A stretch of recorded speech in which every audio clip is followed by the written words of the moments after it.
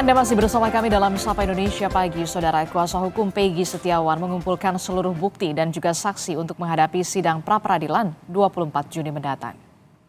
Saat ini tim kuasa hukum Peggy tengah mengumpulkan bukti dan juga saksi-saksi yang akan menguatkan Peggy Setiawan bukanlah pelaku pembunuhan Vina dan Eki.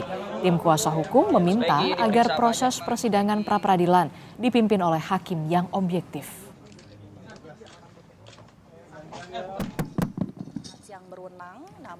Siapanya kita mempersiapkan juru bicara untuk nanti pra-peradilan, itu siapa yang akan berbicara pada saat sidang pra-peradilan, kemudian juga bukti-bukti surat juga kita sudah siapkan, sudah dileges, kemudian juga saksi-saksi juga siapa aja yang harus dihadirkan untuk menyatakan secara formil bahwa Peggy Setiawan tidak sah ditetapkan sebagai tersangka, dan juga saksi-saksi ahli pidana mungkin sudah.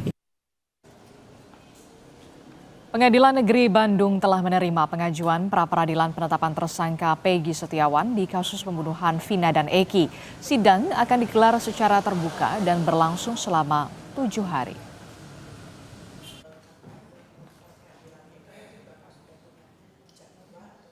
Dua hari kebelakang udah kami terima ke pengadilan, dan itu nomor 10 Praptit ya 2024 ya akan dilaksanakan sidang pertamanya tanggal 24 hari Senin. Itu kalau yang namanya Praptit itu 1 minggu harus sudah putus terbuka ya. Saya tidak pernah melakukan semua itu. Ini difitnah.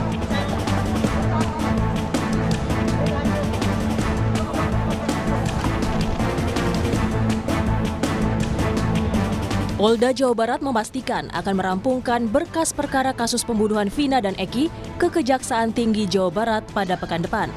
Saat ini, penyidik di Treskrimum masih memeriksa sejumlah saksi dan tersangka Peggy. Untuk melengkapi penyidikan, polisi juga telah melakukan tes psikologi forensik terhadap Peggy Setiawan. Ini penyidik sedang mempersiapkan untuk penyerahan berkas perkara ke jaksa penuntut umum.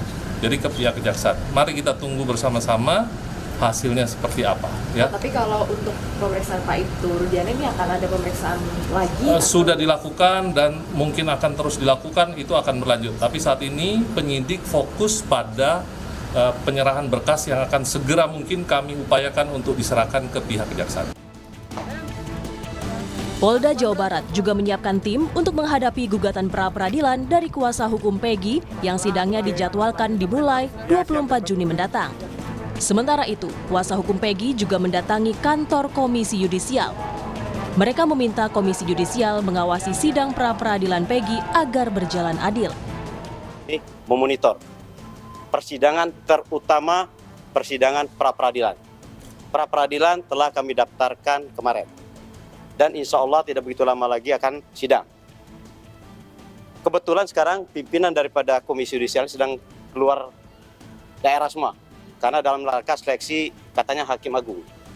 Mau ada informasi begitu, tapi surat kami sudah masuk. Apapun namanya, walaupun pimpinan sedang ini keluar, tetap untuk pengawasan tetap harus ada dari sini. Soal munculnya kekhawatiran penyidik kasus Vina saat ini adalah penyidik di tahun 2016, Polda Jawa Barat memastikan mulai dari penyidik hingga dirkrimumnya baru. Penahanan Peggy pun diperpanjang 40 hari terhitung dari 11 Juni hingga 20 Juli mendatang. Tim Liputan, Kompas TV.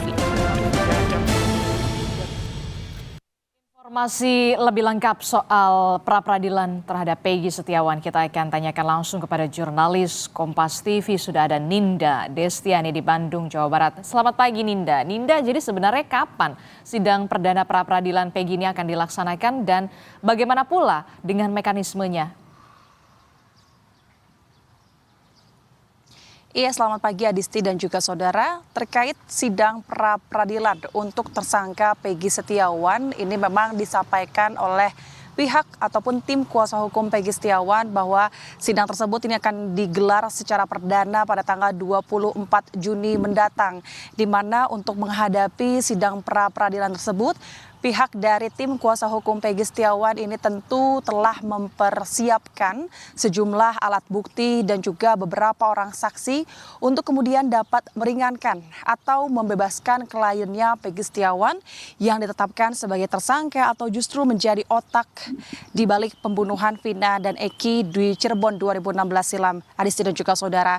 Dan memang mengapa pihaknya ini menyampaikan ataupun mengajukan gugatan pra peradilan, karena memang menurut kuasa hukum sendiri disampaikan bahwa proses penyidikan saat ini mereka merasa ada yang janggal. Selain itu juga atas dasar penetapan Peggy Setiawan sebagai tersangka ini, menurut pihak kuasa hukum ini tidak cukup relevan.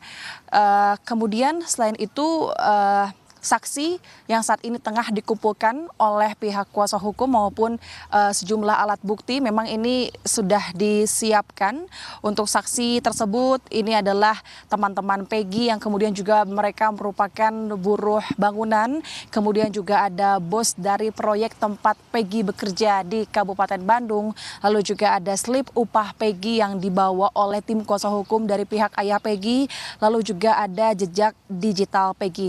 Tentu saksi dan alat bukti ini berkaitan dengan keberadaan Peggy Setiawan yang disebutkan oleh pihak kuasa hukum bahwa dirinya itu pada saat kejadian malam hari itu tengah berada di Kabupaten Bandung, bukan berada di tempat kejadian di Cirebon, Jawa Barat.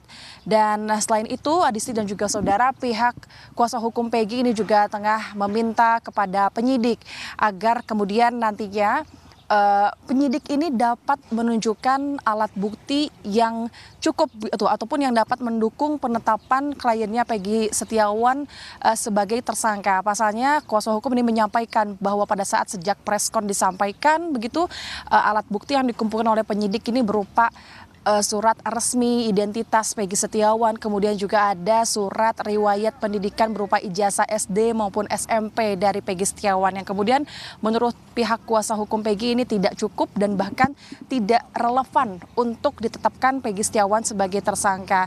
Dan sedangkan untuk dari pihak kuasa hukum sendiri telah mengumpulkan sejumlah alat bukti yakni berupa jejak digital dari Peggy Setiawan dan juga pernyataan-pernyataan dari para saksi yang kemudian nantinya akan disampaikan pada saat sidang pra peradilan berlangsung, Adisti dan juga saudara. Dan selain itu di sisi lain dari pihak Polda Jawa Barat sendiri untuk kemudian menyiapkan ataupun menghadapi proses sidang pra peradilan ini, Polda Jawa Barat ini telah menyiapkan tim hukum dari bidang hukum Polda Jawa Barat. Tentu ini juga untuk menghadapi gugatan pra peradilan dari Peggy Setiawan maupun dari kuasa hukum itu sendiri.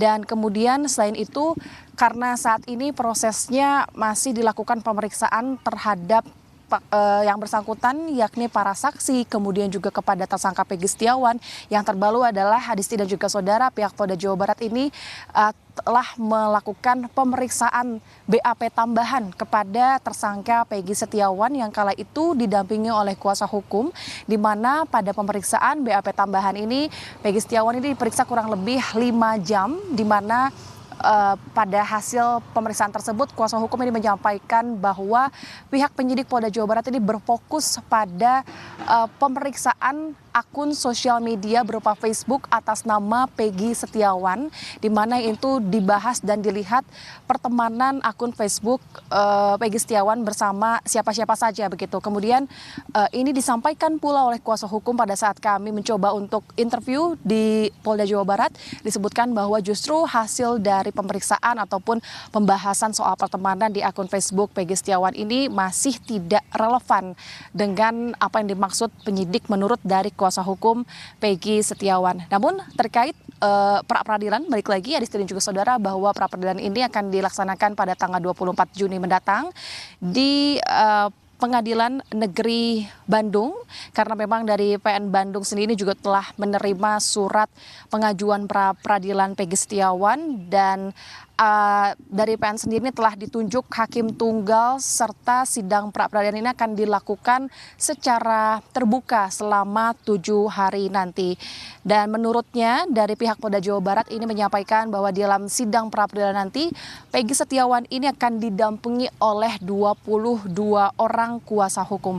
Hal itu pun sudah tertera dalam surat kuasa. Adisti. Oke, jadi Peggy Setiawan akan didampingi oleh 22 kuasa hukum dalam sidang pra-peradilan yang akan digelar pada tanggal 24 Juni mendatang di Pengadilan Negeri Bandung, Jawa Barat.